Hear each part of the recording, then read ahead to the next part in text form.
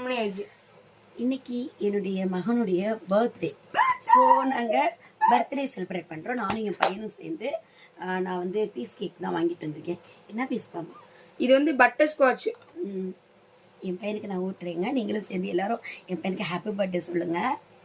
Happy birthday Haris டேக் முகமது. ஓடி வளரும் எல்லா போலோட. தேங்க்யூ.